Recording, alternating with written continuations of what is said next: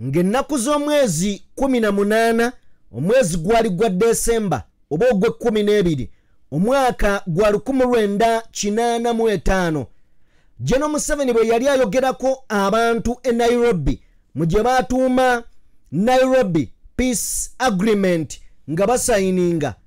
Mwami Museveni yayogera ebigambo bino. Yagamba nti Uganda ebadde mu kitta abantu okuva mu mwaka ogw'1964 nga batta abantu, 1966 ng'abantu battibwa, 1969 ng'abantu battibwa, 1971 okutuuka 1979 ng'abantu battibwa, okutuuka mu 1981 ne 1985 ng'abantu battibwa. Nagamba nti lwaki bannansi bandibadde battibwa okutuuka ku ekyo. Yali ayogera ku bakulembeze abazze bakulembera ku Uganda nti bonna nga bwe bazze bagikulembera babadde batemu nga batirimbula butirimbuzi banna Uganda.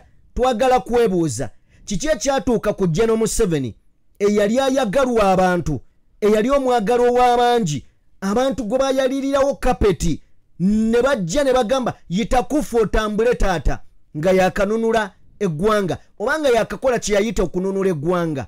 Kiki ekyatuukawo? Kiki ekituusewo okutuuka olunaku olwaleero we tulabira abasajja abatalabika maaso ababise feesi naye nga batirimbula bannayuganda wakati emisana ttoko nga buli omu alaba, ate mutabani we General Muhoozi Kainerugaba n'avaayo n'adifendinga abasajja bakanywa omusaayi bano.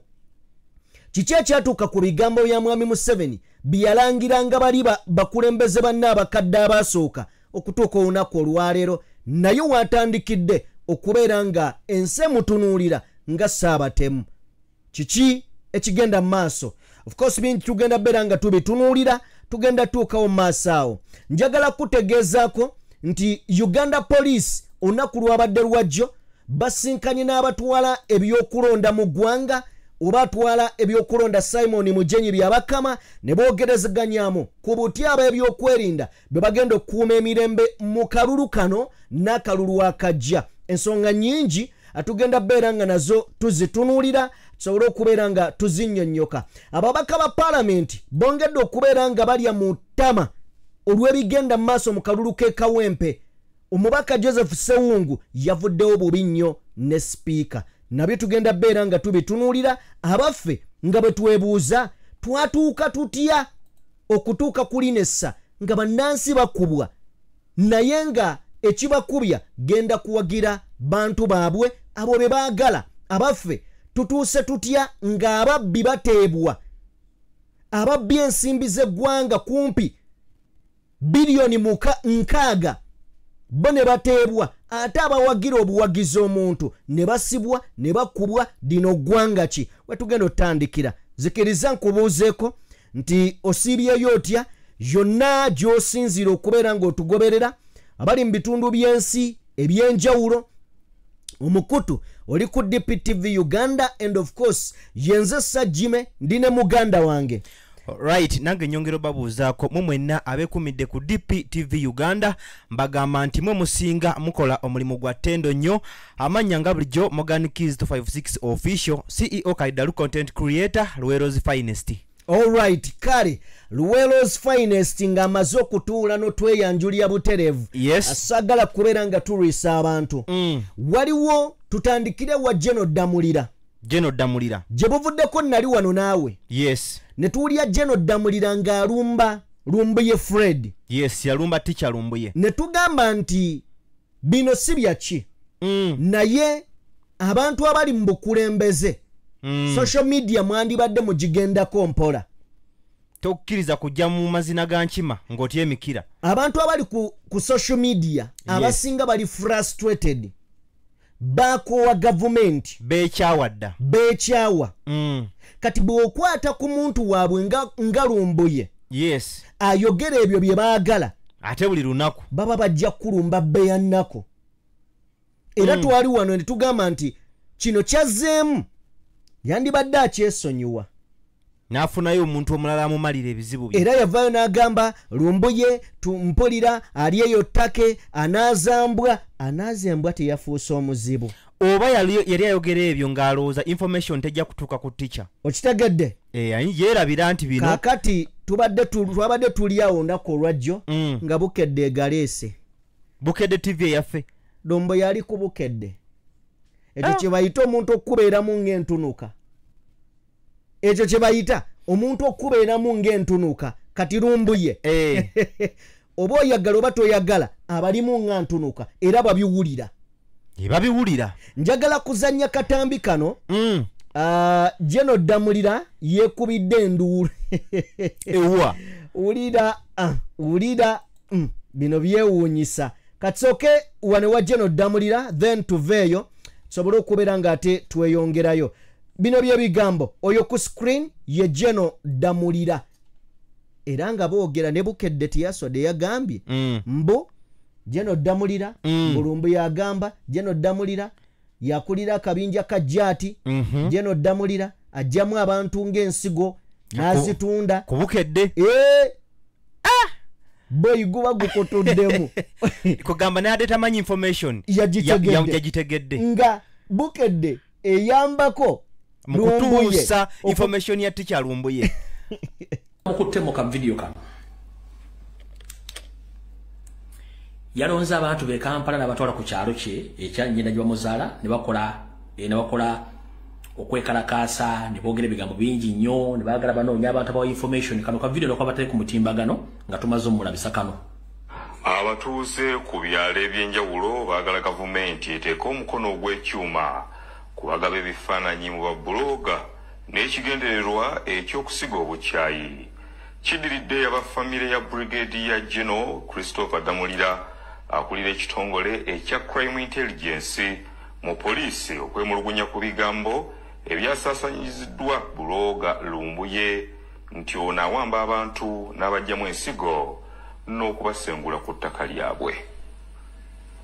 Waliwo obutambi bwafulumiziddwa Frederick Lumbuye nga alumiza famire yakulira ekitongole kya Crime Intelligence Brigadier Christopher Damulira abukulembeze beerosi wano ku kyalo kitanda tikalu kirya muli senga n'ekitunga mu divine governance n'okuwamba abantu ne bajjamu abantu ensigo kugatta n'okubasengula ku ttaka ebigambo bitabudde apotize ku byalo bino ne batuza olukiiko lw'amangu okusala entutu bebayinza okukwata abavubuka baweereza Lumbuye ebigambo ebyobulimba nga olukiiko lubadde ku ddwaliro ekitanda olinateekalo ekifaananyi ng'ayogera nnyo kubanga amanyi gavumenti obuvo n'obuddo nekyayagala kiyitewo ebyo ekyemma ebiriguno n'obujja n'efutwa tubikolimira mu linnya lya Yesu Kristo lwetayita okulemesa eby'enjawulo ku tali ne famire ya Brigadier Damulira nga lubadde nkubizibwa ssentebe Rosito etikalu Simon Tefe abulizi bagambye nti ebigambo byagenda Lumbuye bigendera kusiga bukyayi eri famire ya Brigadier Damulira naye nze olwafunye amawulire ago nze kennyini natidde nesiwadde nnyo nze kyemmanyi nti bamukubalwa ofiisi gy'alimu bategeeza Brigadier Damulira alese enkulaakulana mu kitundu kyabwe naye ne basaba gavumenti ebikono gikola ku bantu abagenda mu maaso n'okwesuubya emitimbagano kale nabula abavubuka mumbeerere okubanga obwavu buyitiridde ate buleme kututwalira ddala ku kisenge tutandike okukozesa essimu nga twonoona ebyandizimbye ekyalo kyaffe n'okuzimba karakita yaffe ey'ebiseera ebijja eby'omu maaso kasa kya Abdallah nga esentebe ekyalo kitanda ngono Lumbuye yamulisa wa ssimu yagambye gavumenti esaanidde okunoonya abaweereza Lumbuye ebifaananyi byabwe mpulira nti Lumbuye ali ttake naye nga bwe mumanyi kubanga bya bufuzi tebirimu mazima wabula birimu kuwaayiriza oba oli awo kukya owulidde naye ng'ani akwata ebifaananyi n'abiwa teacher Lumbuye abakulu beebuuza n'ekirala kye njagala okwebuuza omukulu asembeyo agambye mbuno bino bya bufuzi temulimu mazima kati nga Jeno Damulira anoonya ki mu by'obufuzi ow'amagye wabula ate kyogereko w'amagye atanaba kuganyuka kati anoonya ki mu by'obufuzi nga takkirizibwamu ate tuwakyogerako ne luli wano ne ŋŋamba ki ekitambuza Jeno Damulira mu geto ez'enjawulo ng'agenda singa abadde agenda ng'asomesa bavubuka naye mabega abalaga Jeno Museveni ekitegeeza nti ali mu byabufuzi yes kati bwe bamukuba nga mugamba nti bamukubye eno intaneti ate jukira intaneti teyeerabira okyogera n'olowooza muna ekinaakomaawo era jjukira tikyalumbuye yatugirayo obutambi awo nti ono yennyini yakulira akabinja kajja atyako mu bigambo bya tikyalumbuye yes nange nenzija ne mbawaako ka background ne mbagamba nti tubadde n'abasajja wano yes mujjukira bodaboda 2010 wakitugamba yali Kitatanga yagikulembera nenge mabega wa Kitata waliwo Kale Kayihura nga tagambwako. Kale Kayihura mu biseera bye yali IGP nga yakulira poliisi mu ggwanga nga maanyi gonna ageewulira okitegedde. So kakati omukulu Damulira oyinza okubeera nga either bamuwaayiriza oba nga tebamuwaayiriza naye nga obubonero obuliwo bwonna bulaga nti kyandibeera ekituufu ate akola mulimo ki mu getaano nayo ki simanyi kubanga w'amagye kubanga twalabye abaana bonna abali mu jjaati nga walayi tekuliiko musirikale nga bonna bavubuka baffe ba mu ghetto bonna bavubuka baffe mu ghetto abazzi b'emisango ate omuzi w'emisango okimanyi mwangu wakozesa lwansonga abeerako nekyomu olwedde abeera criminal oba omuyinaako akakukku okitegedde babeerako nekimuteeka mu kkomera kati bamugamba kola kino wowe owone ekkomera bw'ogaana nga tukola tuti kati nekibeera eri gwe nosalawo so byebyo ebiva ewa General Damulira ne Frederick Lumbuye mbumpimpi kati Lumbuye ali mu kweyagala ate ali ku TV era bwe kiri munnaye bagamba avuma awemula simanyi atyoboola ate be bamutadde ku TV ey'eggwanga ey'eggwanga in fact eya government ani asikowalinga wano tikyalumbuye alright kale twagala kubeera nga otuvaawo tusobole okubeera nga tweyongerayo olunaku olw'eggulo mukwano gwange yes ebitongole oba ekitongole ekya Electoral Commission ekikulirwa omukulu amanyiddwa nga Simon Mujenyi Byabakama yatuuzizza olukuŋŋaana omwabadde ab'ebyokwerinda bonna ab'enjawulo bubinja bonna era nga bakulembeddwamu the director operation AIGP Mwesige Frank kosa ne commander Kampala Metropolitan Police Richard n'abitongole ebirala nete tulabawo jjaati anti mbadde ngenda kubuuza kati akabinja ka jjaati kaani akakiikiridde ani yakiikiridde jjaati mu lukuŋŋaana luno lwansonga nti ate akajjaati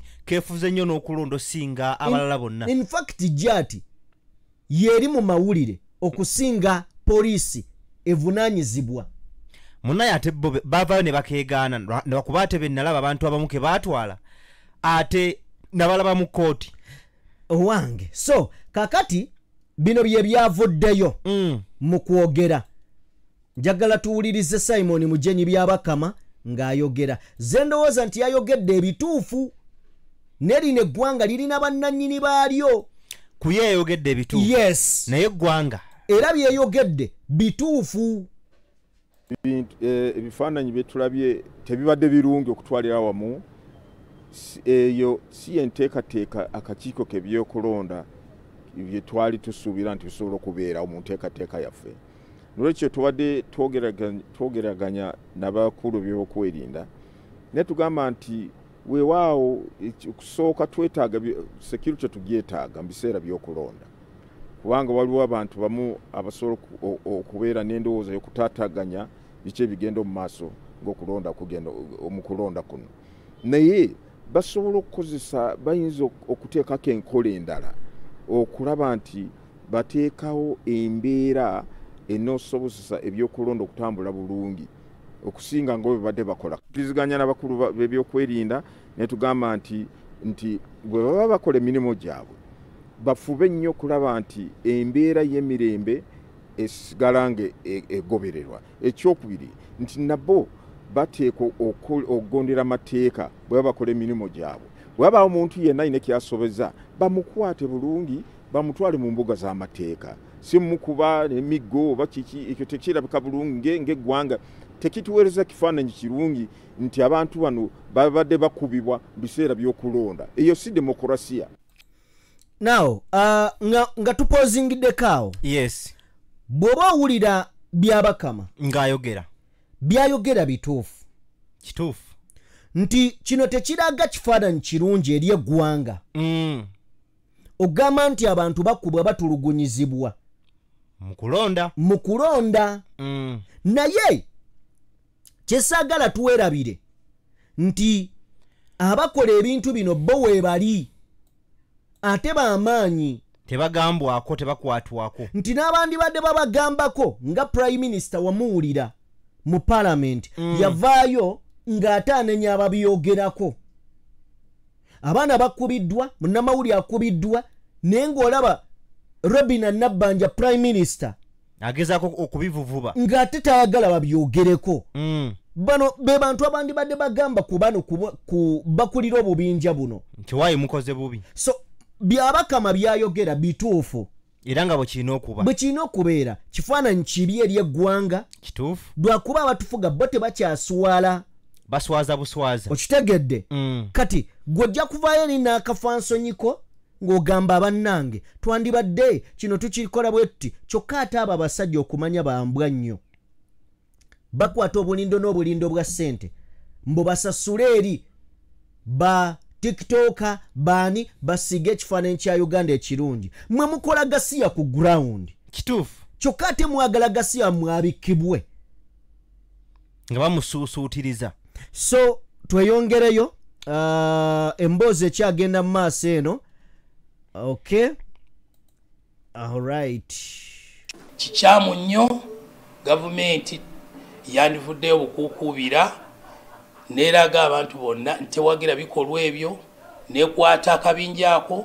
ne babonerezebwa buli omu n'akimanya bulungi nti tewali ali waggulu w'amateeka okusinziira ku kati kino kituufu yes omukulu ono agamba nti kano akabinja kajja ati kandibadde kakwatiddwa dda ne kavunaanibwa naye olunaku olwaleero Daily Monitor efulumizza egguliro eryo yes ogwo gwe mutwe ng'egamba who are they bebuuza nti bano be baani neteekayo ebifaananyi by'abasajja abambadde obukookolo oluvannyuma lwa Daily Monitor okuvaayo neteekayo eyo tuddamu omwami ono kyagamba nti gavumenti yevunaanyizibwa yandibadde bano yabakwata dda kakati nga ono yeebuuza ekibuuzo lwaki gavumenti tebakwata ng'ate balaba bakola nsobi kakati ate CDF w'eggwanga gyavudde General Muhoozi gyavudde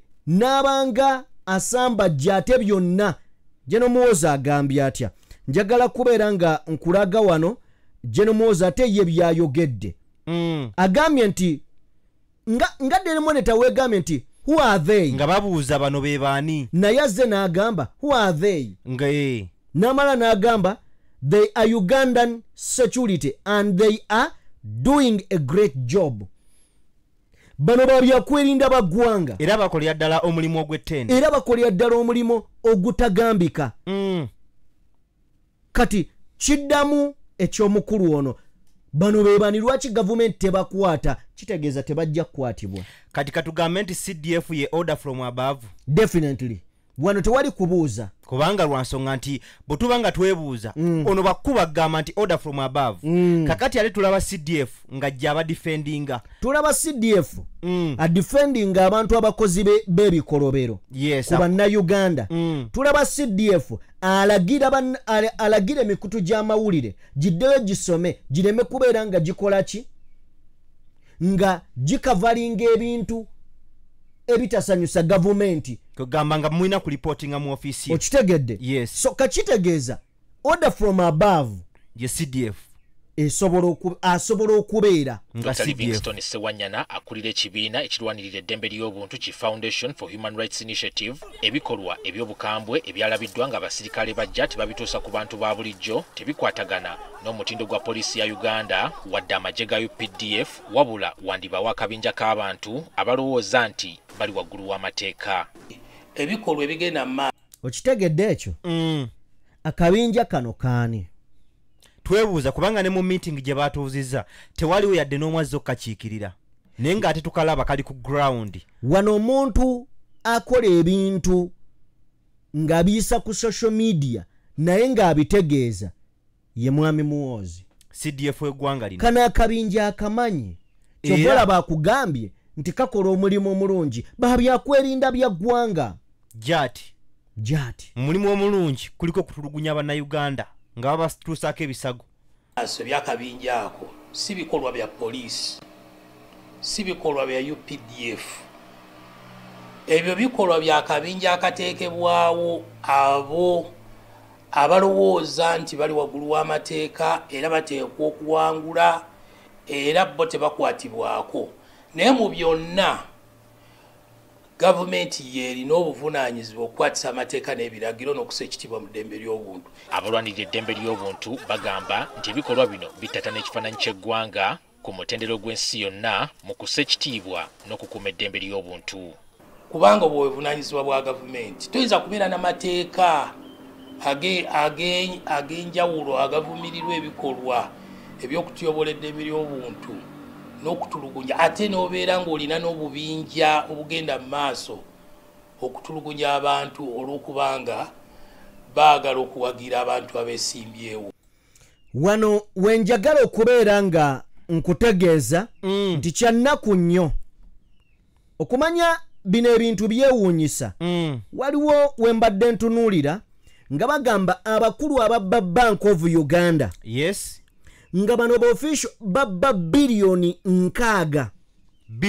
of money billioni 6 njisome nga bweri nti after realizing that the dust has settled and in a fashion similar to other high profile cases like the Mabati and Sise Namuju.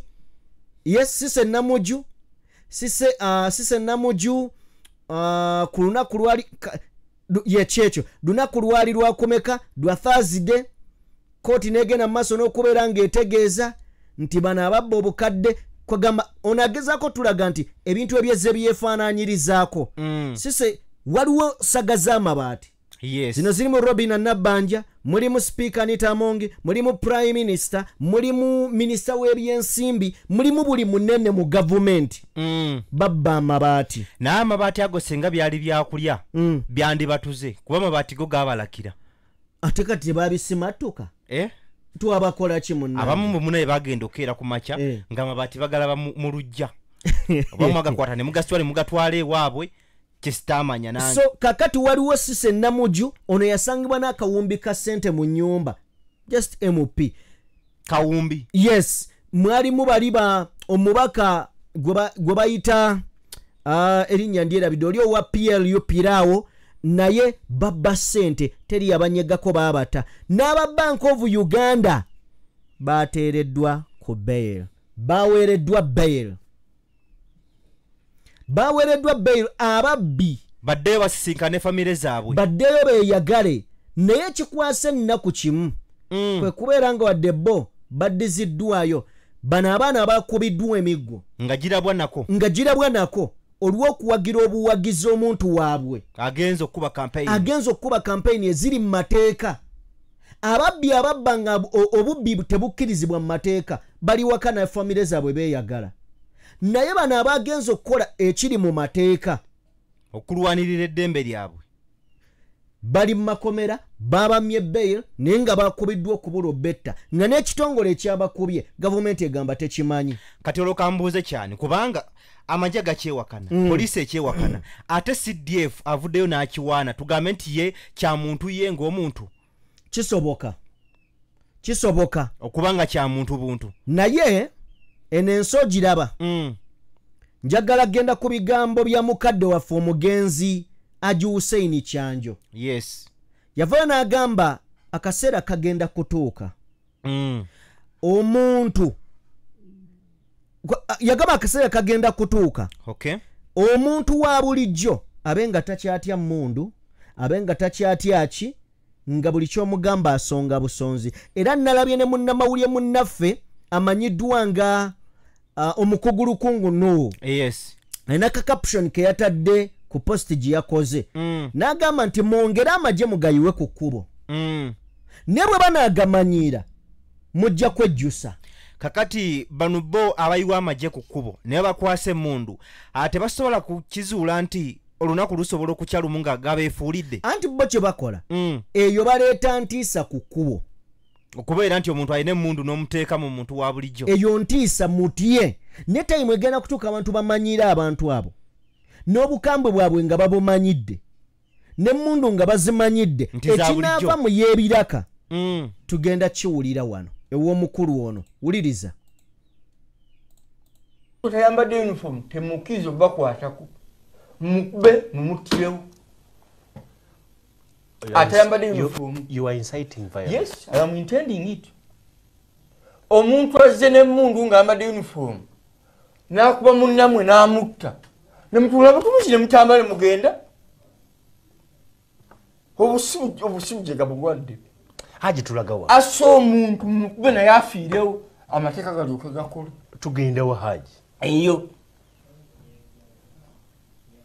owulidde ekibuuzo yes tugenda waaji eyo oba wa naye eyo kitegeeza gye twolekera bino agambye temugezaako kusosonkereza poliisi oli mutuufu era temugikuba mayinja kituufu era temugiremesa byakukola ng'ebalagira mu ngeri etamenya mateeka naye wa poliisi kasitatta omuntu nga mulaba nti akikoze mu ngeri emenya amateeka naye mumutte bo ne bakkiriza abantu bamu ne boogera statement ne batambula ne bagenda nga fe abantu ffe tetubalabula nga bajja nga basanga babattamu omuntu nga batambula nga bagenda nalabye abantu nga bakutte emmundu tebambadde uniform ne bagenda bakwata bannaabwe ne bateeka mu buutu y'emmoloka ng'abantu mukuŋŋaanyawo mutunula kubanga omuntu akuteeka pisito kamu ati mu ngalo lwaki mukkiriza ebyo okubaawo abantu abatambadde uniform bazingize mubaggyeko ebitambuliiso bamale bakakasa nti be bano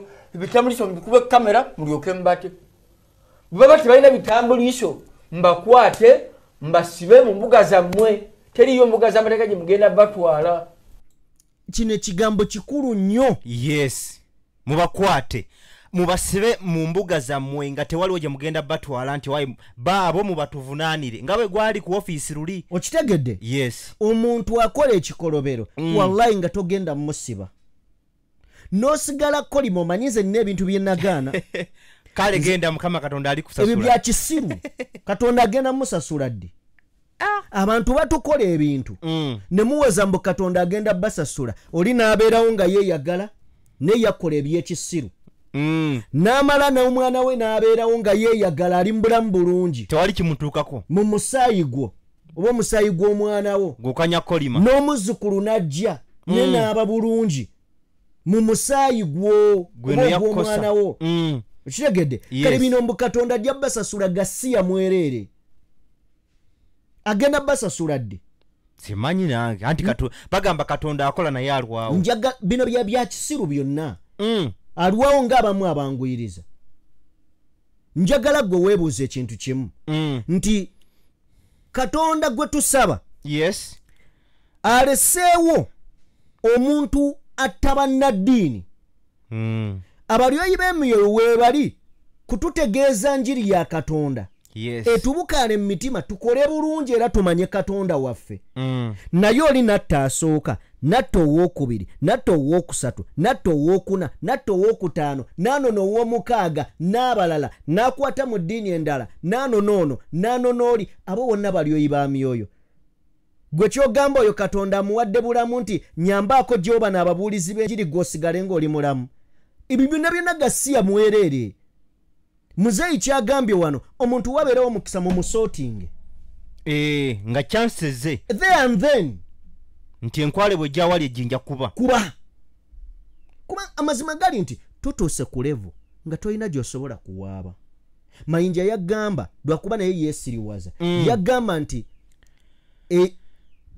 omwavu we bakubba totawaana ebyokuloopa okola otya kubanga gy'otutta omusango okuloopa ogenda kutuukayo nga ali ku peroli ono genda obbe naye nga ate gy'ogenza okuloopa amazima batya kugaatula nti omwavu tasinga musango mu Uganda mazima ge batajja kukkiriza nti obuyinza tebugenda kyuka mu mirembe ate era omusiru yo yagenda okukkiriza nti bujja kyuka mirembe ng'omwana yagamba nti teri civilian yaliddamu kukulembera wano naye abavuganya bonna ano tulaba ba civilian naye ng'ate yamala okukiteekayo ku mukutu gwe n'agamba lino eggwanga teririddamu kufugibwa civilian. Okitegedde? So kamaleyo waliwo akantu kengenda okwogera katumaleyo Haji Hussein Kyanjo Mukama amuwommoze emirembe. Amina. Omusajja oyo baamuwa butwa n'ava mu bulamu bw'ensi. Baamuwa butwa ne bamuteeka ka battery mu mubiri n'alivinga obulamu emyaka egyawerako Katonda gye yamusobozesa ng'ayogerera ku battery bw'eba evuddeko tayogera. Haji Hussein Kyanjo oyo ekyo kyolaba teyali bw'atyo. Awo waaliwo omulaba we yali ayogerera ng'alina battery munda mu nsawo. Kibi nnyo bambi. Okitegedde? Polisi ebe bano ne wammwe. Haji mu byokola otiisa abantu nti n'embuga teziyamba temubatwalayo. Nkugambye mbakwate babalage ebitambuliso. Bwe mukakasa nti ba polisi mubaleke mubakube ebifaananyi ebitambuliso byabwe mbaleke. Naye okusanga twaha mukibiga musajja wa bulijjo akwate emundu ajja akwate omuntu wange amutwala ambuze nganze yabulwa ku bantu bange onesimba otya mu maaso nonteekako olugezigezi. Tetujja kukkiriza kutujoga. Abo abantu mubakwate bwemba muli mu kavuŋŋano abafa bafe banaalama. Baminisita bakola byabwe. Abantu ba bulijjo nammwe mbatumye ekyammwe mukikole. Babatiisatiisa butiisatiisa polisi naye batiisatiisa butiisatiisa bwenetegera nti mumaliridde tejja kutta muntu wa bwereere mukwate omuntu mumutwale muvunaane mu mateeka. Leero tomwana abanno ne mulyoka mulima nti bamukubye ejjinja. Amateeka gayatika gago wansi ne gaatika kati etteeka eribayamba libakozesa eribalemesa libamenya era bagamenya kati osiba beesije naye enkomerero ya byonna ekyatuuka ku bannamu ababasookawo nammwe kijja basanga. Owulidde omusajja ekyatuuka ku bannammwe ababasookawo nammwe kigenda basanga. Agambye amateeka agabayamba ge bakozesa agatabayamba ge bamenya. Okitegedde? Yes. Tuddeyo ku bigambo bye natandise nabyo ebiriwa nga mwami Museveni atunnyonnyola bwe yali mu lukuŋŋaano olumu emabegako mu ggwanga erya Kenya nga ye kennyini atunnyonnyola ng'atugamba wali nti abakulembeze bonna abaali emabega n'atumenyera bonna abafuga Uganda baali batemu era batta abantu nga kyatusigira ekifaananyi nti ye ekimuleeta mirembe w'abantu ddembe olituwadde tusiimye era munaye emboko tufuna. Nalabye akatambi ka munnamawulire munnaffe amanyiddwa nga Kasirye vaku Kasirye Ashraf yakubibwa kanista waliwo ye Kasirye Adam ndowooza ye Kasirye Adam ng'agamba in fact y'omu ku bavubuka abasinga okubeera abagezi bw'abannyonnyola ebintu olaba nga muvubuka mugezi ebitagambika naye ebintu ebimu tebiraba we tubiraba. Namulabye ekiro ekikeesezza leero adde ndaba akatambike ng'agamba nti bannabyabufuzi ife batutadde wakati bo bazanye ebyobufuzi byabwe ffe nga tuli wakati nga musaalaba. Eno opposition ekunga bavubuka bakyuse obukulembeze. Mwami Museveni eri akunga bavubuka bayingire amagye kwegamba balwanirire ensi yaabwe n'okukuuma emirembe mu nsi. Ekitegeeza nti ffenna wakati awo ne tufuuka target nga gawe bakwata munnabyabufuzi ye tasulayo. Okitegedde? Yes. Nefe abantu ba bulijjo tufa tuggwawo era tusibwa ate tusibwa myaka nawe example ya Machete n'abalala. N'agamba nti twandibadde tulekera abasajja bano ndowooza twandibadde tubalekera ne bafuga Katonda wali bajjulula ne tulaba ekiri bakiddako nga fe tubalese ne bafuga ebyayo bibagala naye nasirise ne ngamba kino kyayogera kituufu naye kifaanaganako n'omuntu agamba Bobi Wine biveemu baleke yofaaki banakutira na bwerere biveemu kituufu naye njagala kubuuza muganda wange nti eggwanga lyoparatingira ku baani si ku bantu abantu be bavaamu baani ba MP yes ba MP ne bateesa fa babeera basigaddeyo njagala kubuuza mwami Museveni n'okulonda ba MP ne bakansala akujjawo kubanga akalu ne bakanabaka LC5 ne bakanabaka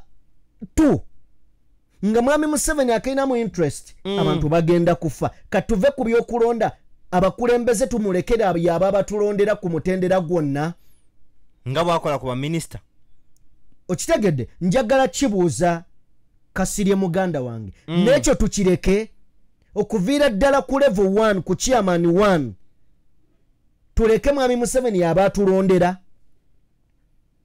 ebyobufuzi byo weebiri yes n'ekirala abagenda mu byobufuzi atagendayo owuliddeko akunyeenya nedda bw'osirika n'otadda sayidi eno oba eri waliwo akunyeenya era tewali akunyeenya kitegeeza ababirimu balina obulumi bwabwe ebibanyigawo ebiri gw'ojjako era ku makya olabe omwana omuwala ng'ali mu struggle gw'ogambe kati raba omwana omuto yalese omwana we azze kwasama gwe musiru gwamulabira mu anga eyo gwe musiru kubanga byotasobola ye abisobola gwe bw'oba asalawo kulya nabali ye si kyayagala yes ayina ekifaananyi kyayagala ensi yeebeere ne mwami Museveni waliwo abasiru era nga gwe amugamba nti owaaye tukuleke mu birembe egyo waliwo abamugamba nga biveeko bireke tolemerako abasajja bajja kutuuka baveewo n'agamba katulemereko singa yawuliriza mmwe teyandituuseeyo njagala kubeera ng'eyo ngikomyawo then tusobole okubeera nga tweyongerayo okay we tweyongera wewa ebikolwa era ebyettemu njagala atuwuliriza kano nako tukalabe mu bulungi ono ye Dr. Milton Obote Dr. Milton Obote yali civilian muntu wa bulijjo teyali munnamagye n'akwata eggwanga Uganda ebikyamu yabikola n'ebirungi yabikola wabula ng'awambiddwa Idi Amin Dada Field Marshal mulundi ogwasooka Amin yagamba eno yentandikwa tewali civilian agenda kuddamu kufuga ng'alaga yakiggadde njagala tugende mu bigambo bino nabe tubiwulirize bino byonna tusiiga ekifaananyi eri mmwe abali mu buyinza kubanga twawulidde dda General Muhoozi ku tweet ze yakola ndowooza wiiki ewedde ng'ayita taata we Field Marshal kakati twolekedde emboozi ya Field Marshal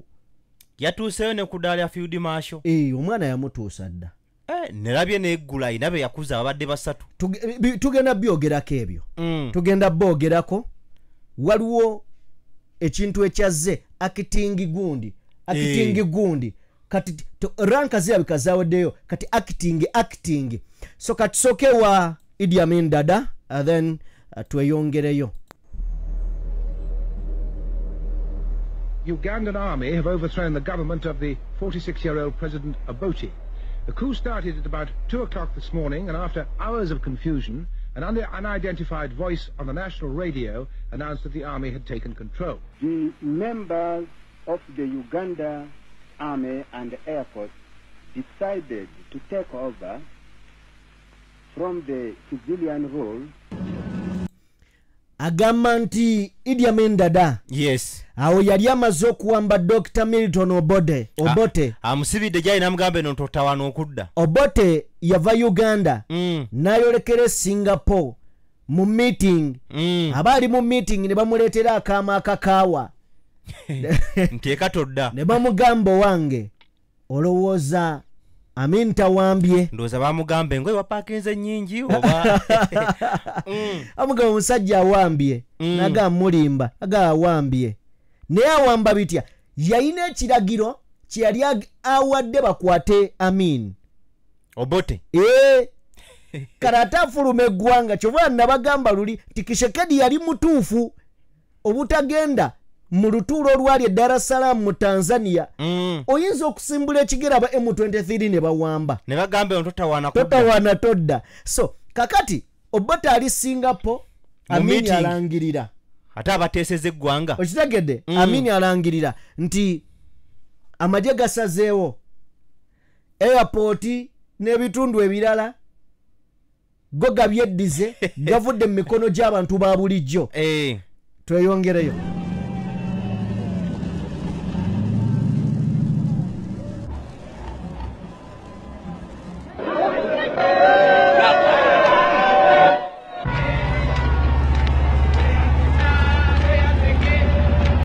wano Idi Amin bwamala okukwata obuyinza yataba political prisoners 5 bagende waka bataayaye ng'agamba nti bano baali bavunaanibwa byabufuzi mu kaseera ako njagala kakati tutandike okuwulira story ya Uganda eyo mu biseera ebyo ne Uganda leero tubigeraageranye tutandise bwetu.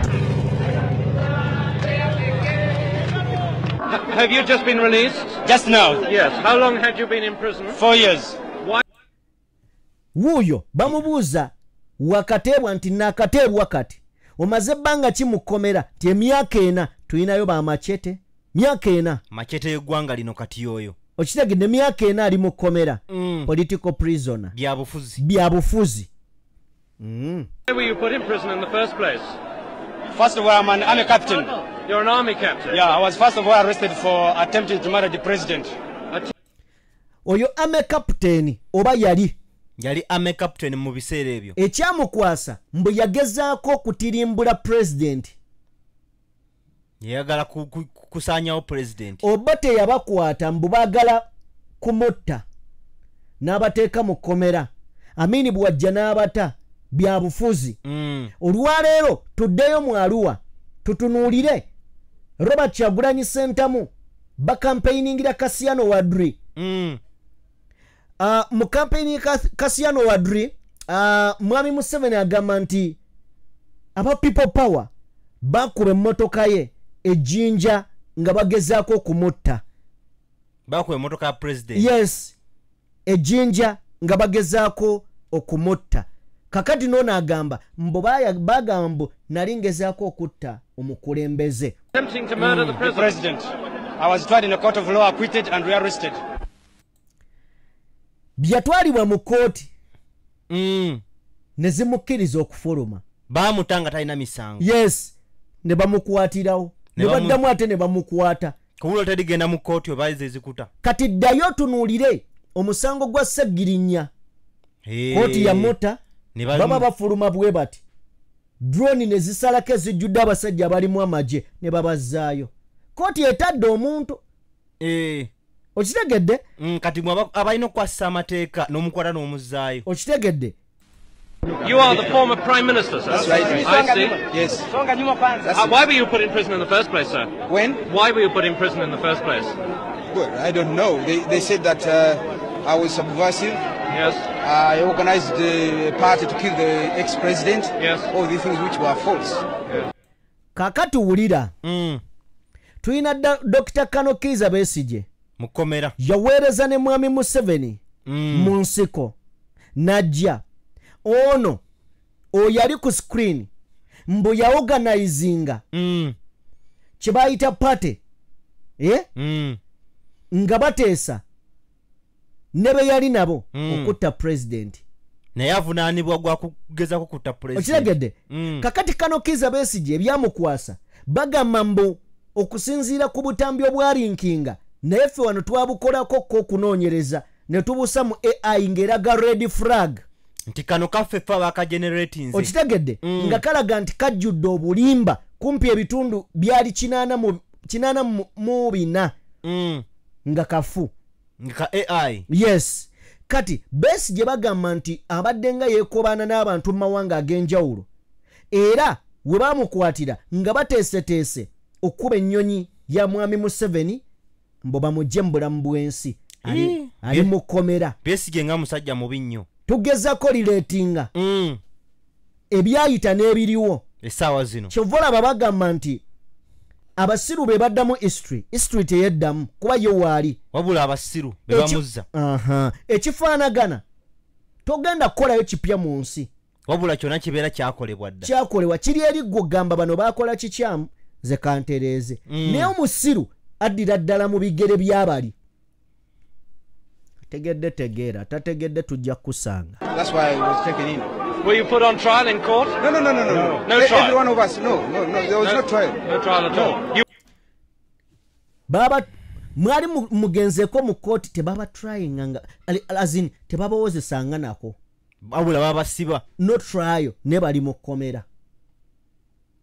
Besigye ali mu kuzunga military court simanyi. You were Prime Minister at the time, were you? No. I wasn't. Before that. Yes. How did you feel, sir, when you heard about the coup and... Oh, well, you can guess what it was. Guess what it was. You're obviously very happy. Yes, I'm very happy.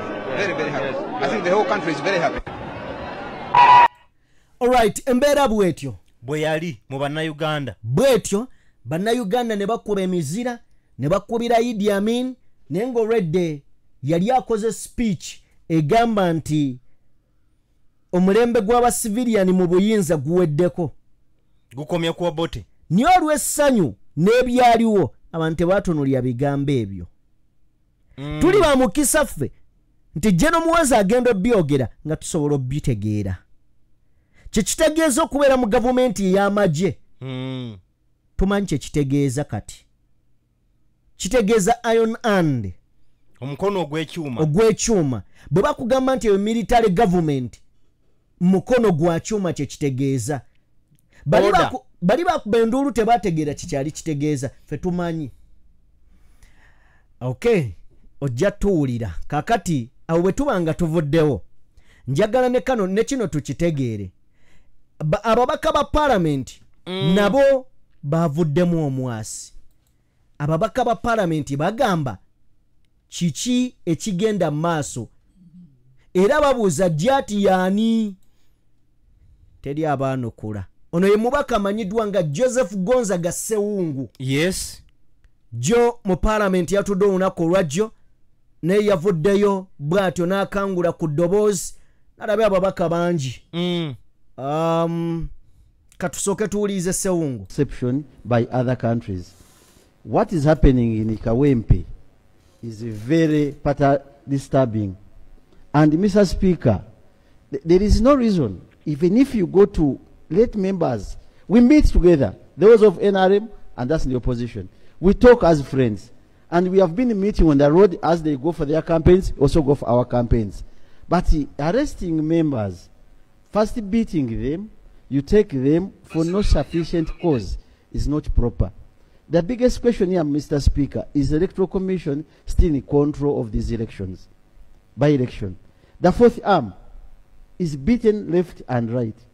Yesterday, I saw a video where the policeman, the judge, was asking the fourth arm, the fourth arm to remove what they had recorded. Why do you come to attack people? Why do you arrest members when you have covered your faces? It is factual that if you're a policeman or you're a soldier and you hide your face, that means you are fearing to show your face. And what you are doing is illegal. Mr. Speaker, I think we want to ask Electoral Commission to prevail over the by-election in Kawempe. If so, that we don't need this by-election, they can stop them and declare somebody other than killing innocent citizens.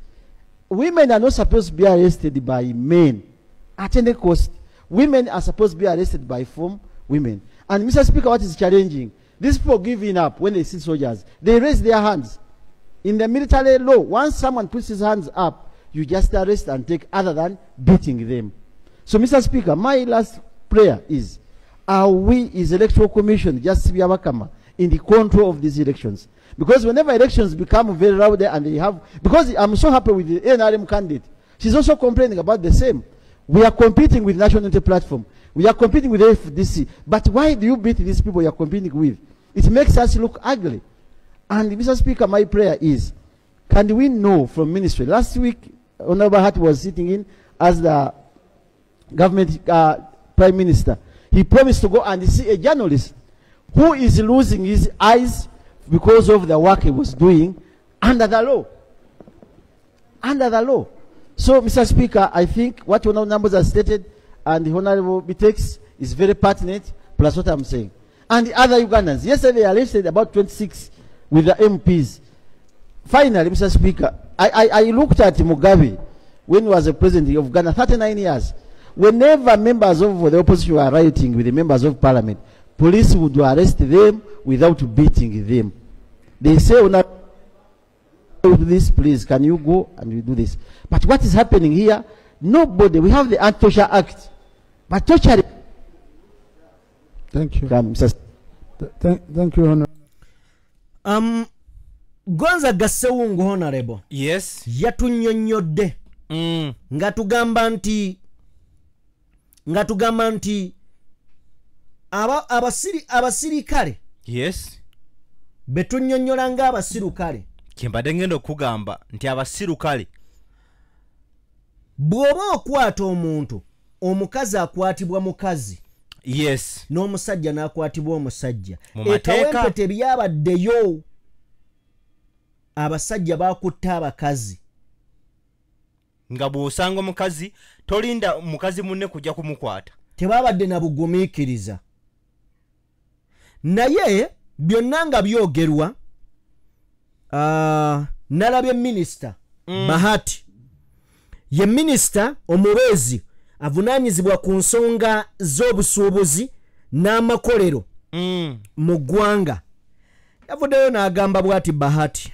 Ono gye buvuddeko nno yagamba. Yagamba mbu tebalina bukakafu nti abo babyakwerinda. Leero yavuddeyo yagambye bw'ati. Katusooke tuwulirize minisita ono. We stated last week that there is no state-sponsored violence in these elections, that the state has not sanctioned this, and people who are doing it, harming people in elections, should be brought to book. And we requested the Minister of Internal Affairs to follow up on this issue. So we are doing what we can as government to ensure that people enjoy the freedom ushered in by the National Resistance Movement. They elect their leaders in a free environment, and therefore we shall continue to guard against this violence so that people can elect their leaders in a free and fair environment. This is our commitment, and the Minister of Internal Affairs will come to this House and update the House on what is happening. Thank you. On the issue of uniform, the honorable member has requested that the Minister for Defense should come and clarify, but also we are making a proposal on the UPDF Amendment Act, and I think that will be another opportunity to clarify what kind of uniform we are talking about. You have requested some communication from government. At the moment, as we said last week, at the moment, and I think we